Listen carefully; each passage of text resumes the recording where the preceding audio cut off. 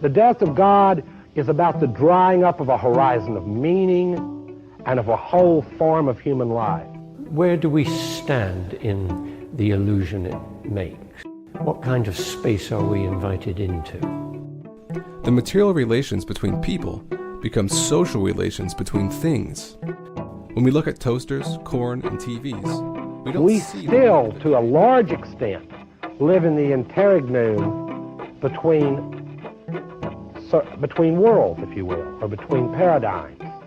Not many people in the history of the world have faced that. Diet Soap is a Sublation Media podcast. All right, well, welcome, Sublators. This is the Diet Soap podcast. Today I'm with Susanna Kleeman. I'm Douglas Lain, the host of the podcast and also author of books such as Wave of Mutilation, Fall into Time, and let's see, what else am I going to mention? Bash Bash Revolution. Susanna Kleeman, you are the author of the novel Twice. Yes. And you are working currently on a Baudelairean book, Fatal Dates. Is that what's the title going to be? I think it's going to be Fatal Dating Tips. That's what I think. Fatal Dating Tips. And this is your return to the channel. Soon we will start Fatal Dates, which was the podcast that we did for a while as you were working on the first draft of this. You're going to be coming back, so everyone should be very excited. This woman is the most astute observer of the romantic life of heterosexuals and possibly everyone, and also a thorn in my side as a Marxist. So I am always glad to talk to you, Susanna. Well, thank you so much. What a nice introduction. Always a pleasure to talk to you, Doug. So today we're going to be talking about realism. This is something I've become interested in over the last year. I've started a writer's workshop through Sublation called the Expansive Realist Writers Workshop. We meet every couple of weeks. I also meet with a group of people here in town in Portland in person.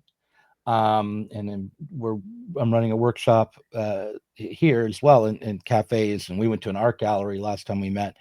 But this work by Boris Groys that came out in 2016 is entitled Towards the New Realism. And I know you are a fan of Boris Groys and also a friend of Boris Groys.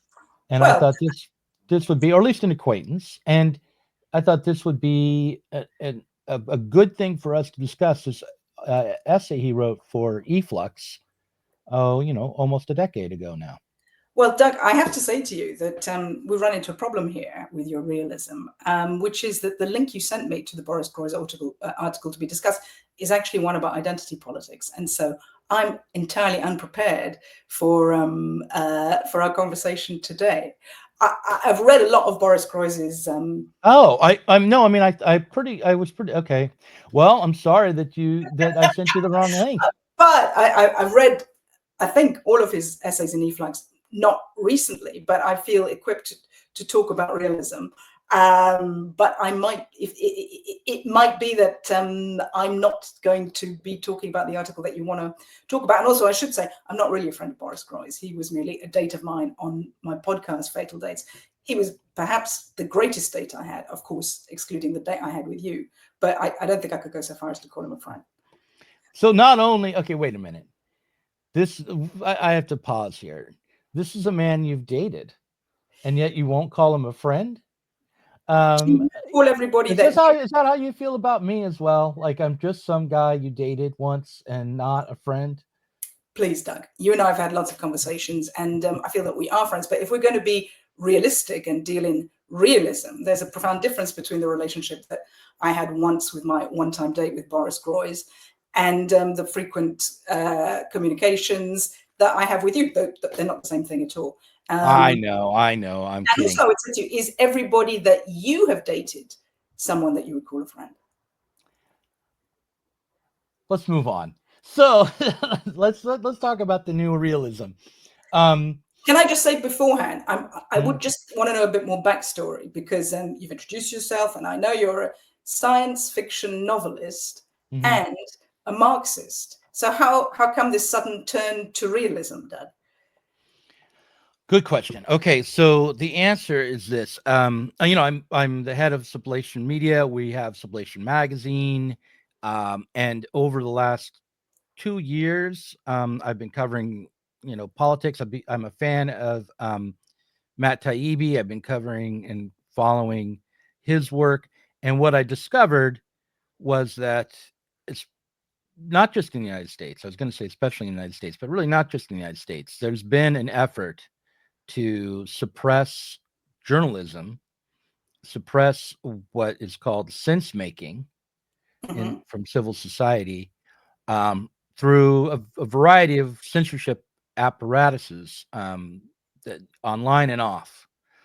This was run through the Department of Homeland Security and various other intelligence agencies, not just in the United States, but around the world. And when I recognize the degree to which there's an attempt to suppress the everyday people's ability to make sense of the world for themselves and to create narratives, I thought there was a need for a return to realism. Because what I was trying to say to people on the left primarily is we are no longer relating to the world independently, making our own sense of it, but are now have been distorted. So we need to develop the practices of and the techniques of realism again to make a new effort to make sense of the world for ourselves. You see, that's interesting, isn't it? Because you're a novelist and I'm a novelist, and you may have heard or even seen that, in fact, we seem to be living, for all you've said, and I agree with it, but we seem to be living in an age of realism, and that things like novels, fantasy has been highly disputed, or people are just not interested in it anymore. What people want is reality. As one of your Sublation authors, David Shields, wrote a book called Reality Hunger, that what people seem to ostensibly want and see all the time is reality, which is the reality that we can see through our phones. We can easily, we're all citizen journalists potentially. We can put stuff up. We like reality TV. We like the Kardashians. Nobody wants to read War and Peace. And people don't like made up stuff that much anymore, although they might like it on Netflix. They don't like it. It seems to me, to start off this conversation, that in fact, it's fiction and imagination that have been dealt the most serious blow. And I would also say to you, in your approach, it's charmingly naive, and that's something that I love so much about you, Doug, as you know, which is to and very American. I mean, let's be real here.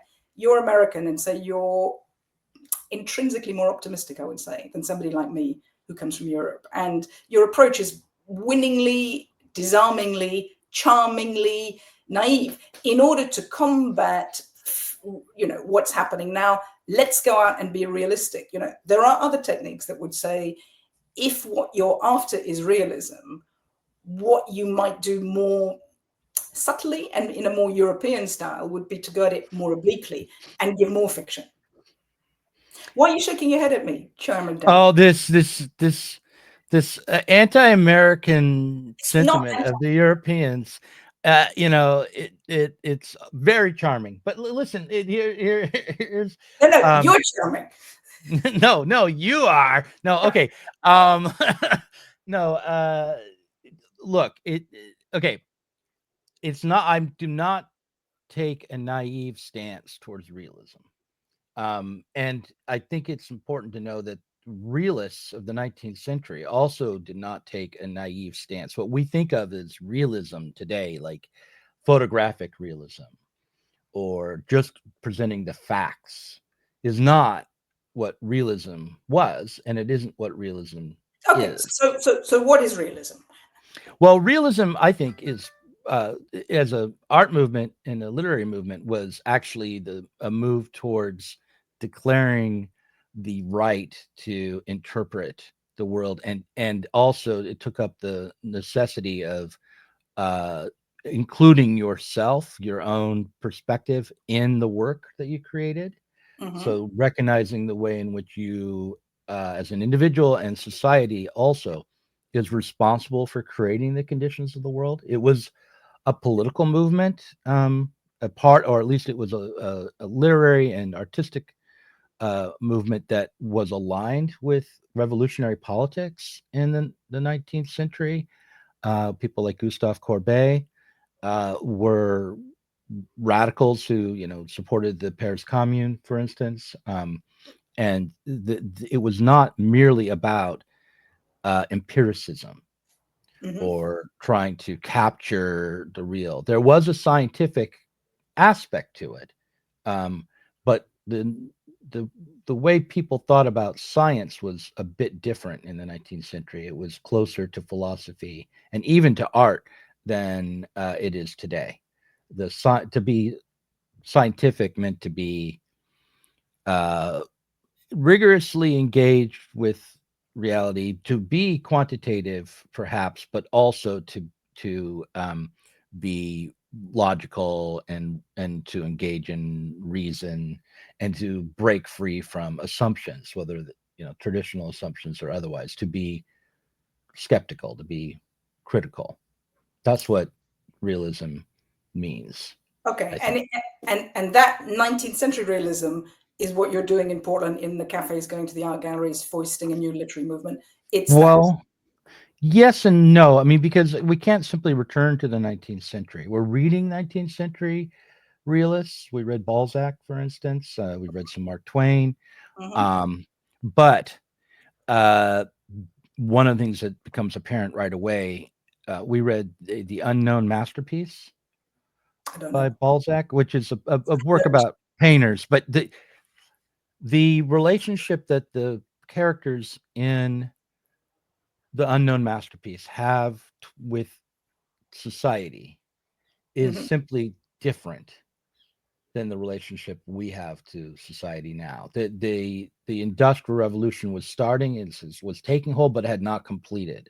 And so there was a sense in which the market and the necessity to engage with commercial life was thought to be liberatory in the 19th century. And it doesn't seem obvious that it would be today.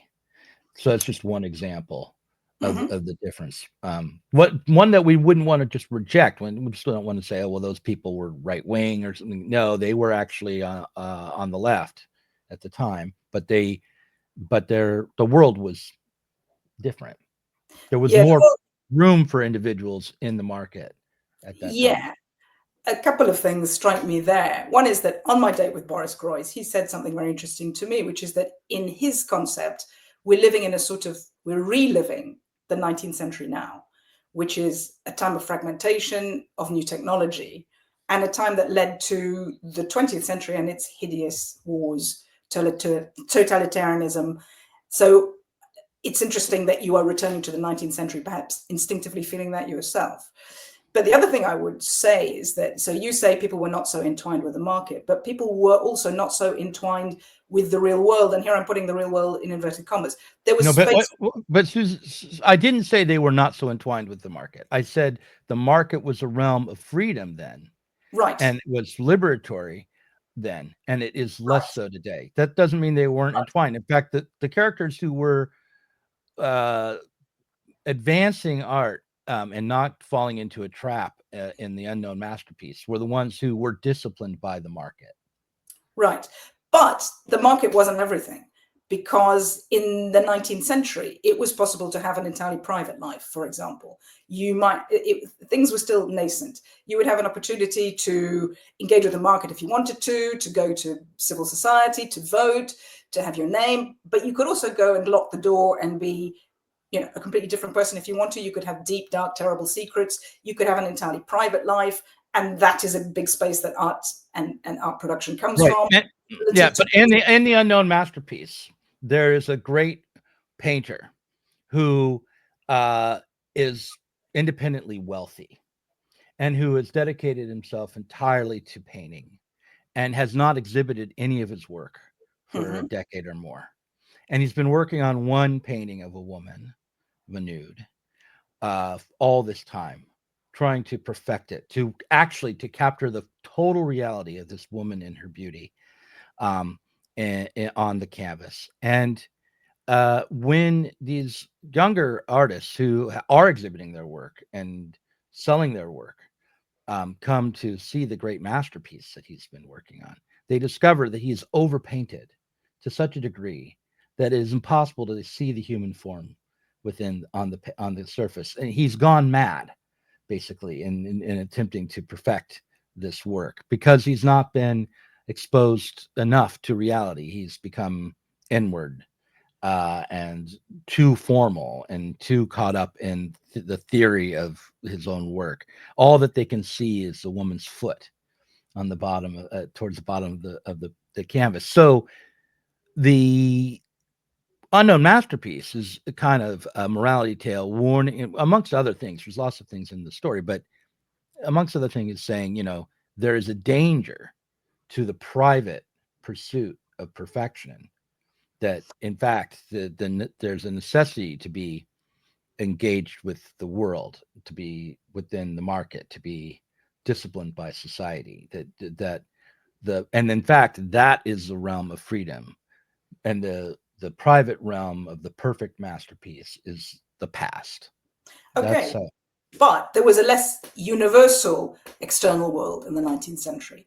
There was something that was entirely, to exaggerate, seen through memes that we're all familiar with. That people weren't using exactly the same vernacular. There wasn't a universal imposed that went deeply into, how people express themselves, what their thoughts are, what they wear.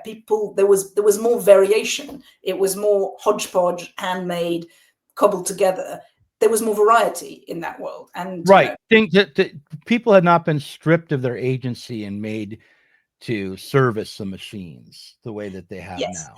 People did not first think how whatever they were going to do was going to look on Instagram, and so self-censor at a very formal level before they went out and did anything or said anything or did anything. I mean, we live in a much more repressive, totalitarian society than no matter what was going down there in the 19th century. I feel really sorry that I haven't reread the Boris Groys article that you wanted us to talk about. Is it possible that you could refresh my I'm just not I just looked at the link to the article that I sent you, and I did send you the link to that article, but that's neither here nor there. I'm sorry. That's okay. Now I may have to edit, but no, I won't edit. We'll do it live. Okay, so it's real. We're keeping it very real. This is a real episode. Why don't I just read an excerpt here from the Groys? There's a couple of things in it that I think are worth examining, that I found really interesting to the project that I'm trying to do today. Here's one. Here, let's just read this. However, the avant-garde never fully succeeded in its quest for the real, because the reality of art, its material side, which the avant-garde tried to thematize, was permanently re-aestheticized. These thematizations were subjected to the standard conditions of art representation. The same can be said for institutional critique, which also tried to thematize the profane, factual side of art institutions. Like the avant-garde, institutional critique remained inside art institutions. However, this situation has changed in recent years due to the internet, which has replaced traditional art institutions as the main platform for the production and distribution of art. Now, the profane, factual, real dimension of art is thematized by the internet. Indeed, contemporary artists usually work using the internet and also put their works on the internet. Artworks by a particular artist can be found on the internet in the context of other information about the artists one finds there, their biography, other works, political activities, critical reviews, personal details, etc. Artists use the internet not only to produce art, but also to buy tickets, make restaurant reservations, conduct business, etc. All these activities take place in the same integrated space of the internet, and all of them are potentially accessible to other internet users. Here, the artwork becomes real and profane because it is integrated with information about its author as a real, profane person. Art is presented on the internet as a specific kind of practical activity, as documentation of a real working process taking place in the real offline world. Indeed, on the internet, art operates in the same space as military planning, tourist business capital flows, etc. Google shows, among other things, that there are no walls in internet space. Yes, yes. Which shows us that, in fact, the real today is the internet, because that is where we really spend most of our time. And that is a two-dimensional space with the illusion of three-dimensionality, because everything happens there. Everything becomes the same there. It's almost as if the activity that we're mainly concerned with over the past decades has been taking everything that was once in the offline world and digitizing it and putting it into the 3D space. So everything exists there, and it exists there on one level, and it exists there displayed in the same pixels. So exactly as Boris Groys just says there, good things and bad things appear in the same pixels, and you can have an aesthetic response to, you know, something terrible that someone awful has said because it's been filmed nicely, and you can zoom in on it and enjoy playing with the pixels of it. And in the same way, everything is flattened out in terms of this is art, which you used to have to go to a specific institution, gallery to go and view, and that was in itself an experience taking you somewhere else. But now it's in the same place where you're going to the restaurant, where you're booking your cinema tickets, that it is become very banal in that sense. So how does this sort of so I'm loving the idea of you, Portland, offline, it sounds like galleries, things, this realism that you're talking about, how is it going to deal with the fact that it isn't full realism, that full realism is this other space where we either spend all our time or think about in terms of almost everything that we do, since that's now become the real place, this flattened out space where everything is the same, good or bad, high art and buying a, you know, a restaurant reservation. So how does your realism work within that very terrible realism? Well, I want to answer that by returning to this Groys piece, because it's important, I think, to understand how he complicates the question of realism in the piece and what he's talking about when he talks about the profane.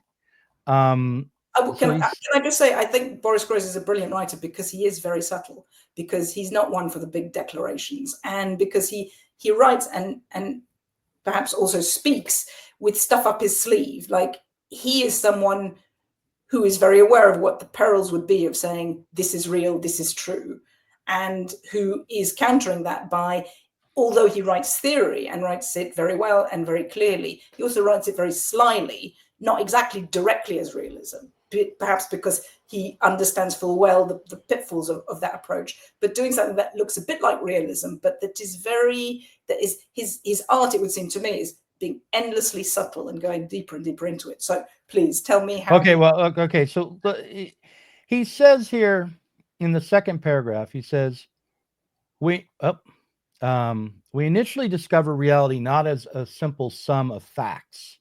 Rather, we discover reality as a sum of the necessities and constraints that do not allow us to do what we would like to do or to live as we would like to live. Reality is what divides our vision of the imaginary future into two parts: a realizable project and pure fantasy that can never be realized. In this sense, reality shows itself initially as realpolitik, as a sum of everything that can be done, in opposition to an unrealistic view of the conditions and limitations of human actions. This was the actual meaning of 19th century realist literature and art, which presented sober and elaborate descriptions of the disappointments, frustrations, and failures that confronted romantic, socially, and emotionally idealistic heroes when they tried to implement their ideals in reality. From Flaubert's A Sentimental Education to Dostoevsky's The Idiot, European literature of the time described the failure of all attempts to merge art and life. As a result, one could see that nothing that the heroes desired or planned could be realized. Everything that they aspired to was demonstrated to be non-realistic, pure fantasy. The best consequence of this realist tradition was formulated by the movement of 1968. Be realistic, demand the impossible. Thus, the object depicted by realist literature and art was not reality itself, as described by the natural sciences, but the human psyche, suffering from the shock of a failed reality test. 19th century realism was, in actuality, psychologism. Sorry. Reality was understood not as a place of objective scientific investigation, but as a force of oppression that endangered or even crushed the hero. So I want to like give an interpretation and maybe an eminent critique of what he just wrote. So my understanding of the 19th century realists is what was that they were like in painting, in the fine arts, they were breaking from traditional forms of art, just scholastic approach to painting, and in service of elevating their actual reality in the present, including peasants and workers, but also including themselves and their friends. And the aim of realism then was not, like I said, it was not merely to present the facts, and it also was not meant to confirm what was politically and socially real at the time. It was in the service of the rising bourgeois revolutions, and that extended all the way to socialism and anarchism at the time. So realism always included the dissatisfaction. Groys talks about this later in his essay. It always included dissatisfaction with what is, a moral imperative to go beyond what is. There was a dimension to realism that was anticipatory, that was political, and in other words, that was demanding change in various ways. So here he's talking about the works of artists who document the failures of the realist artists, right? And then he points out that by the middle of the 20th century, realism had taken in again, and I think it always had, this demand for the impossible. So like he's calling the movement of 1968 in Paris a realist movement. He says it's realist because it says, be realistic, demand the impossible. So realism, as I understand it, is always about what we can become rather than what we necessarily are. It's not mere facts. Okay, so what I would say to you is another way of putting what you were saying about what he says about the 19th century realism is that it's about admitting feelings. So it's about people, ordinary people, admitting how they feel given the society and the situation that they're in. And that's a very, powerful vein, and we love to read it. We love to have other people admit on our behalf what we admit, and to feel our feelings, and to be able to give us what literature should do, which is like, oh, gee, other people think the same as me. It's not just me nodding along. Other people are also upset and dissatisfied about that. But the danger of that is then you just use art and literature as a place, oh, you don't need to make the change. You don't need to do the things because I've given you the sop of a place where you can read about it and you can say, yeah, other people feel the way about me. And there's this hopeless stuff, but at least I can read about it in my books. And then what he says about 1968 and what you said about 1968 is so interesting, because really what's happening there is a different form of realism. It is the realism that says, actually, this real world, it doesn't exist. And to be really realistic, we would say this real world doesn't exist. It's a consensual place at best. It's a place where, if we didn't have it, we'd live in caves, we'd die younger. It's a mass communal fantasy, we hope, consensual fantasy, where we all agree, I'm called Susanna, you're called Doug, I live in London, you live in Portland. These places don't really make up. If we looked at ants and we saw that ants were going around saying that they spoke different languages and had names, etc., we think that's really quite a nice of ants. So we have to say the real world doesn't exist. And it is a more advanced realism to say that real world doesn't exist. And therefore, it's possible that we could have arranged things very differently to how they are. So if you want to be super realistic, what you have to do is say, yeah, you don't exist, and you only exist as long as you're useful to me, and it's a consensual fantasy that I'm involved in.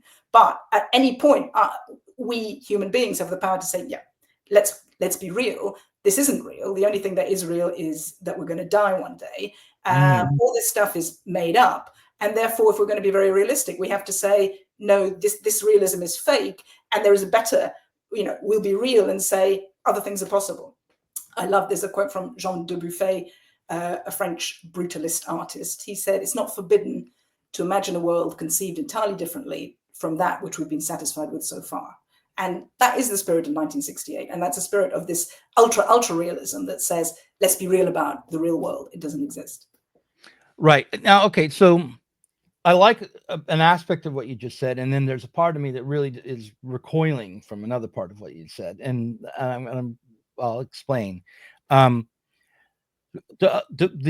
way in which you made this move to reduce people to the level of insects or ants, I find a bit off-putting, and I do think that that is actually a move towards the profane, and it is a way in which we deny the responsibility for what we call reality. Okay, let me just say a little bit more. Let me just say a little more. So there's I feel like I think this comes from Nietzsche, but I've heard of this framework where there's nature, and then there's second nature. And nature is the level of biology, of animals, of ecosystems, of science, and it's determined. And then there's second nature, which is the level of the humanities, of civilization, of various societies, of culture. And it's important that we think of second nature as a kind of nature, because we are now living in such a way that we rely for our biological existence on second nature. This is why reality intervenes as a limitation. This is why it intervenes as a way in which it says you can do this, but you can't do that, because it insists upon you following its edicts in order to provide the biological level with what it needs to perpetuate itself. It's material. So second nature is material. Our task as realists is to take up the reality of second nature and see if we can demand the impossible, but realize it so that it won't cut against primary nature, but transform it. No. Okay, so I really violently disagree with you, and I will tell you why. So from my perspective, we're in two sorts of prisons. One sort of prison is nature. I didn't ask to be born. I didn't ask to look the way I do. I didn't ask to have female body parts. I didn't ask for any of that. And I refuse to believe that it limits who I am and what I think in the world. But I accept it's a limitation. That's one prison. The next prison is the layer of culture, society, civilization. That's another fucking prison. I didn't ask to be born, Jewish, speaking English, speaking any form of language. That's entirely imposed on me. So that's a second sort of prison. And for me to be really real and to actually have meaning in life is understanding that I live constrained in those two prisons, but I have a third way. And the third way is playing those two prisons off against each other and understanding both of them, not as ideal and wonderful things. Neither nature nor civilization are inherently good, bad, or anything, but understanding them as artificial constructs that I have to deal with as a reality, but that do not limit me in everything that I say and do. And the ability to play them off against each other and to understand their fundamental unreality and the limitation they impose on me, the real material limitation they impose on me, but also much more dangerously, the mental limitation they might impose on me if I thought that because I have female body parts, I would behave in a certain way, or because I live in Britain, I would deport myself in a certain manner, or because I X, Y, and Z. None of those things are real at all. Those are just coincidental prisons that I happen to be born in. And my freedom and my ability to think differently is in having the realism to say neither of those two things are real when it comes down to it. They're consensual conveniences and consent, nature. Anyway, I don't want to get too much into it, but you hear what I'm saying. And my freedom and my ability to change the limitations imposed on me by both those things are by not taking them too seriously, by triangulating them, and in having conversations, for example, with you, with other people who can understand by writing. And that is what that is much more real. That's how it feels to me. And as for your problem with me saying that, ants having culture, yeah, for God's sake, Doug, look, you're a Marxist. Let us be ultra materialistic here. That is what the situation is. We are ants. We are much more evolved ants, but we are ants. And, it is quaint to think that ants would have fashions or, have political opinions or do this or do that. We think poor ants, they're missing a trick here. And it is very helpful to apply the same sort of thinking to ourselves because it is liberatory for me. Oh, okay. I want to, you said some things that I feel like are in contradiction. Like on the one hand, you said the realm of writing and intellect and creativity is a realm where you're most free in the most real realm. And then you said that ants, that you're really on the level of an ant. Well, an ant doesn't do any of those things. And how do you know? I'm so sorry, Doug. Have you been an ant? Do you know what ants do? Have you got any idea by what their scent communication they're able to transmit to each other? I think you're being very unfair to ants. Okay, well, let me say it a different way. The reason that you raise the ants having culture as to show the absurdity of human culture is because we presume most of the time that ants don't have a culture. But if we were to presume that they do, then I wouldn't want to tell those ants that they're being quaint or silly by having identities, by relating to each other as individuals and as communities, that their religion is bunk, or that their way of trying to understand themselves and each other is silly and should be cast aside. But because if they were truly to do that, then all of that they do would actually be a part of how they survived, and it would be. So I wouldn't want to destroy ants. We can allow ants to have their likes, dislikes, languages, cultures, nationalities, and all of that. But we can also say it's also possible to view it in a different way, right? Mm-hmm.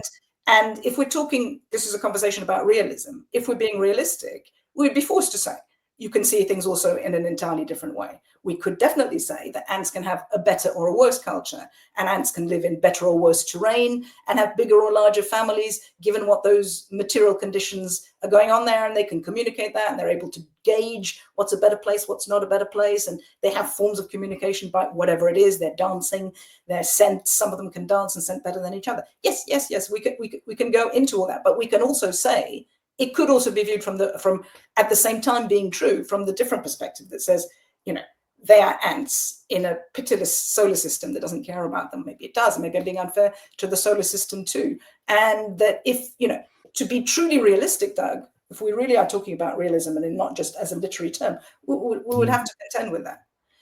I think we began the conversation by me being a little bit unfair to you and saying it was lovely, and you're charming and all of that stuff. But there's a serious point there, which to me is, if one gets too swept up only in what you call nature or only in what you call culture and society and take those things too much as given, then you miss out on a gigantic slab of realism, which is that, that being able to question all of those things, being able to take, an inhuman step back and say, but none of that might be any good, useful, or real in the deepest senses of real. Just being able to formulate those questions, i.e. doing theory or being a novelist writing fiction, that act is more real. Do you see what I'm saying? Well, yeah, but I do. But I feel like the second thing you said is in contradiction to the first, maybe. Here's what I'm hearing in your this move to reduce us to the level of the ants and the insistence that we dismiss human culture and human history as unreal. Okay, well then explain it to me again, because maybe I misunderstood. Okay. I will explain to you. This is why I think the real world is a so-called real world. It doesn't exist. We need it because otherwise the desolation of our true position as hairless animals trundling towards death is too much for us. We want to have hair. I have hair. You have hair. We're not hairless. I mean hairless in terms of unprotected. I mean, we're not bears. Okay. I mean, Yeah, what are you? I'm not a bear. It's true. Go ahead. Okay. Okay. You got lovely hair. Okay. But what I'm saying is those things are distractions and they are improvements. They aid our longevity. They give us the illusion of immortality because we can have children. They give us pleasure. They give us joy. They stop us from thinking about that the whole time. But this consensual reality, it isn't real. We can, we're not the only people ever to have talked about this, and it's going to go on and on and on. You can wangle it this way, that way, whatever way. What I truly believe is that if you think that it is real, then you are in a prison. And it is only when you can play with it and say, yes, it causes terrible pain. It is unfairly constructed, but it isn't fully real. So, for example, I'll give you an example of this using Jean Baudrillard. He wrote a book called Forget Foucault. Have you read that book? Mm-hmm. Well, some of it, I think so, yeah. Okay, so you'll remember that his objection to Foucault is that Foucault writes these things that delineate the terrible injustice done to people in the real world. Prisons, people who don't conform in the madhouses, sex entirely repressed.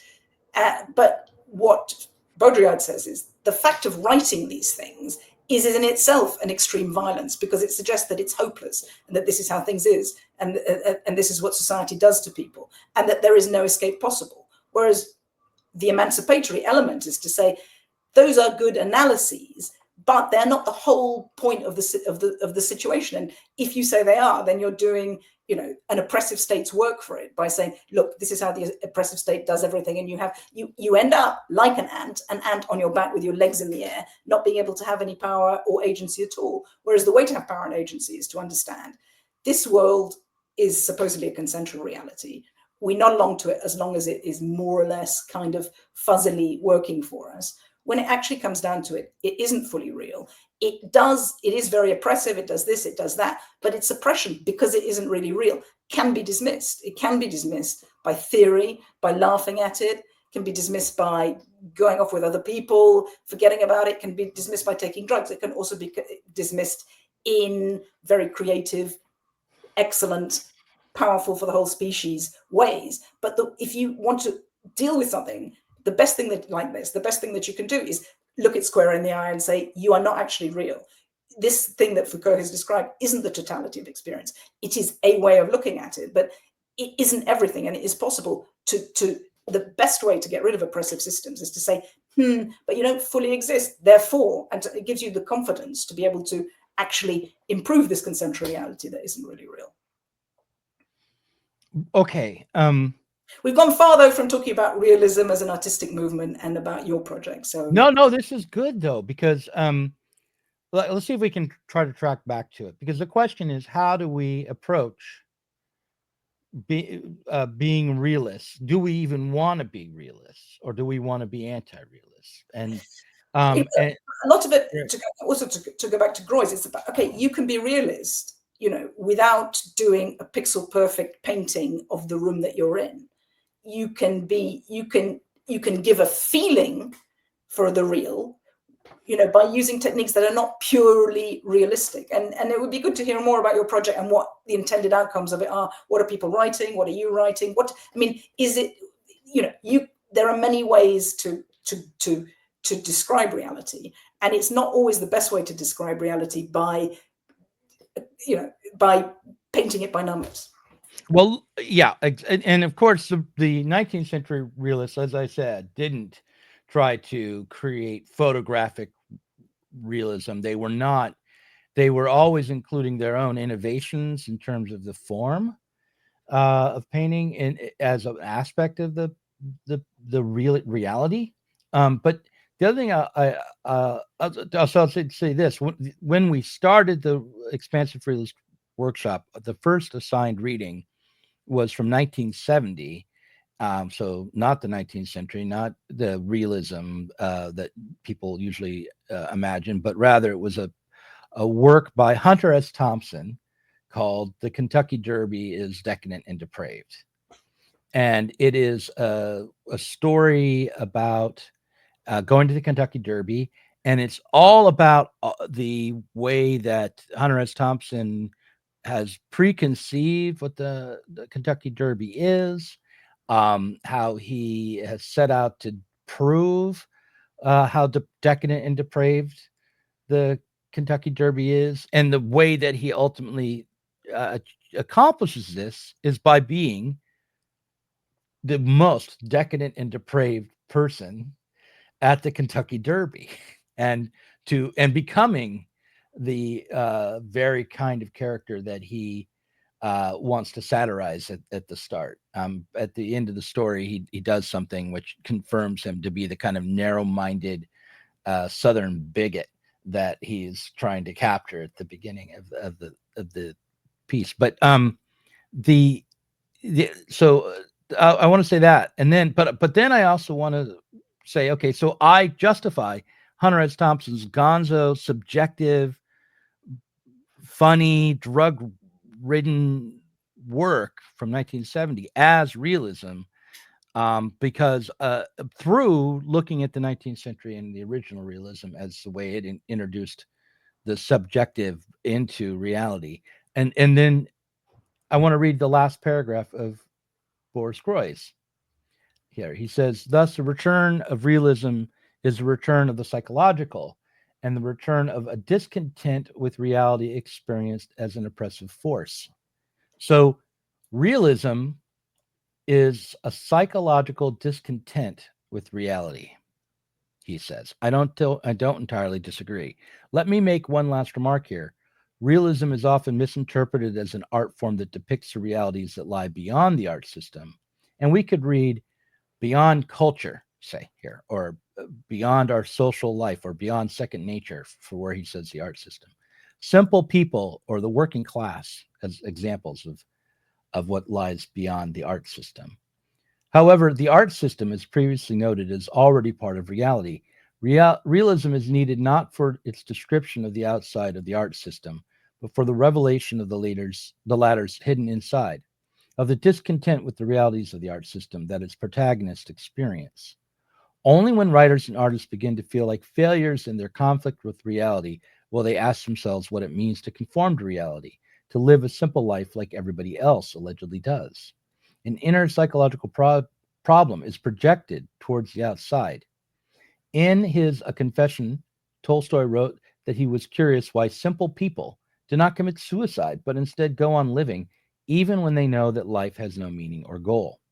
This question led him to take an interest in the way of life of people living beyond privileged literary and intellectual circles. Here one can ask, of course, if this assumption that simple people are internally, psychologically in conflict with their way of life and experience their life as meaningless is not a pure fiction. Tolstoy's projection of his own inner conflicts onto the psyches of others. However, the violent explosion of the October Revolution posthumously confirmed Tolstoy's diagnosis. Thus, writers and artists, if they want to be realists, have to learn to live with the suspicion that their descriptions of the human psyche are pure fiction until history confirms the realism of their work. Very good. Very good. Very good. Yeah, I think it's right. I think what we're sort of saying here is this realism that you're talking about and that Boris Groys is talking about. It's about the realism is actually about our feelings and emotions faced with this fake real world, basically. The realism is the disconnect between the world as it says it is and what it actually feels like to us inside ourselves. And that's an interesting and important point. And it's amazing to hear him say that Tolstoy was posthumously confirmed by the October 17 revolution. You know, that may be a bit of fantasy. I mean, nobody can measure or know any of these things. But his discontent with reality, which Tolstoy might have been projecting on ordinary workers, was actually confirmed as real by the October Revolution. Yes, although one could say that there might have been lots of other reasons also for it, you know, none the least of which might be that people just sometimes get really fed up and want to have a great big jamboree of chaos. And, you know, it's not, we cannot say for sure that it was, otherwise I'm going to kill myself, that led them to this. But being honest, which is very difficult always, and it is particularly difficult in a culture where everyone is supposedly being honest, being candid, behind the scenes. Here's me, here's my phone, this is where I'm at, this is what I'm doing, this is me getting dressed, this is me with no clothes on. When you live in a place that constantly says to you, hey, now at last we are being real, all the stuff we had to repress before, the repressions that were on us, they're out the window, everything is free, and we don't have taboos, we're not in a repressive society anymore, things are open. It becomes increasingly difficult to be able to have the courage to say, often people do say, but still I don't feel happy. But again, there are templated ways to not be happy. There's templated ways to need therapy online, to follow Instagram accounts that will tell you how to deal with whatever dysfunction. This is the stages of depression. This is what you should do.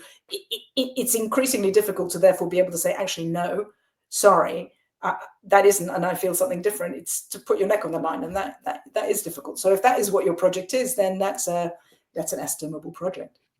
Well, listen, I think that's a perfect spot for us to end the first half of the conversation, and stick around. We'll just have a less disciplined second half, if you like. We could talk about your fatal dating tips and about Baudrillard.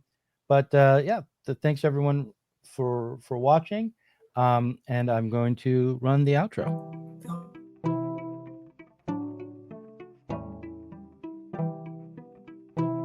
If you enjoyed this conversation, please do consider supporting us on Patreon. Our patrons help to make sure that Sublation Media can continue to provide interviews, videos, books, and articles that are critical of the left from the left. If you are tired of remaining stuck within bourgeois ideologies and politics, help us sublate them both.